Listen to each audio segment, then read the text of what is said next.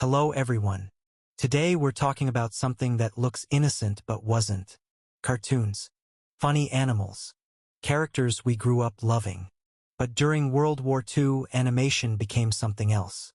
It became a weapon of motivation, a weapon of propaganda, a weapon that shaped how millions of people, including children, saw the enemy. And at the center of this transformation were two legends from Looney Tunes.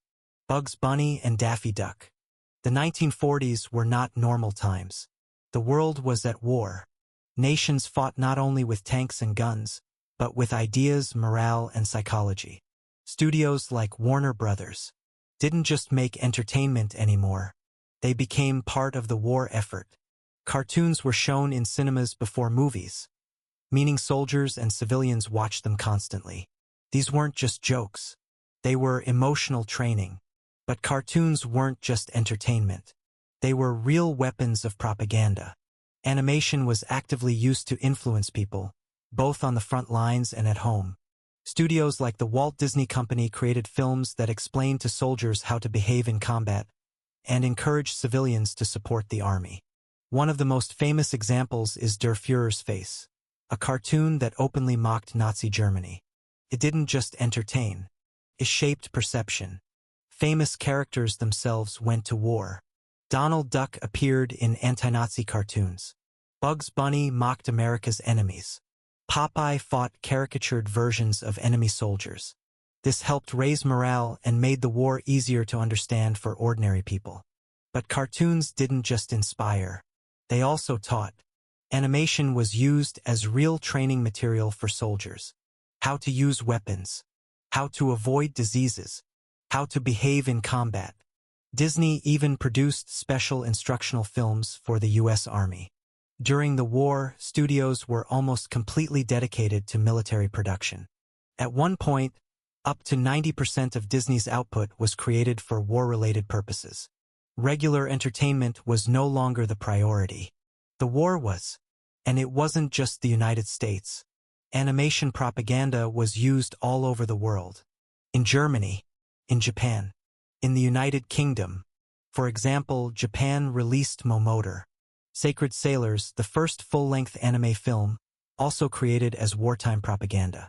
But there was a darker side to all of this. Many of these cartoons used extreme stereotypes. They portrayed enemies in humiliating and dehumanizing ways. Today, these cartoons are considered controversial. Some are shown with warnings. Others are hidden completely. And yet, at the time, they were celebrated.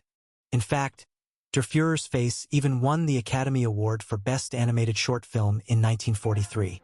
Before World War II, Bugs Bunny was clever, sarcastic, calm under pressure, a classic trickster. He didn't fight for a country. He fought for fun. He embarrassed hunters, bullies, and fools. He represented wit, not patriotism. But when war began, America needed something specific. Confidence, psychological superiority, a way to make the enemy look weak. Bugs Bunny was perfect. His character evolved. He stopped just tricking hunters and started humiliating enemy soldiers. Personal conflicts became national conflicts. In wartime cartoons, Bugs disguised himself as enemy soldiers, mocked military leaders, and turned dangerous enemies into clowns. The psychological goal was simple. If the enemy looks ridiculous, he stops being terrifying. Bugs Bunny became the idea that America is calm, smart, and always one step ahead. He wasn't just funny anymore. He was psychological warfare. Daffy Duck was the opposite. He was loud, wild, hyperactive, completely absurd. But war is also madness. And studios realized something. Daffy's insanity was perfect for wartime energy. He became aggressive, explosive, almost unhinged.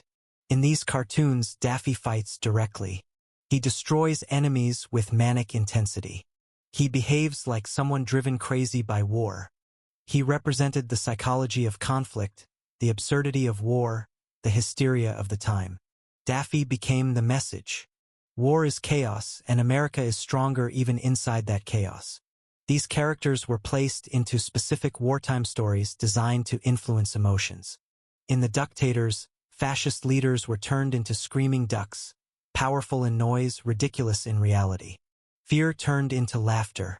In Falling Hair, Bugs Bunny found himself on a military airbase facing a gremlin saboteur. Even in danger, Bugs stayed calm. Panic was the real enemy. In Scrap Happy Daffy, civilians were told their scrap metal could help win the war. Everyone had a role. In Daffy the Commando, Daffy humiliated enemy officers. The enemy wasn't strong, just confused and outmatched. Bugs Bunny Nips the Nips showed how war dehumanized enemies. The humor became aggressive, the stereotypes extreme. Victory mattered more than fairness. Plain Daffy mixed comedy, distraction, and patriotism, keeping audiences emotionally engaged. Hermite's Hair showed Bugs completely dominating a Nazi officer. By then, victory felt close and the enemy looked foolish. The Fifth Column Mouse warned about betrayal from within. Tokyo Jokio mocked enemy news reports, turning fear into nonsense.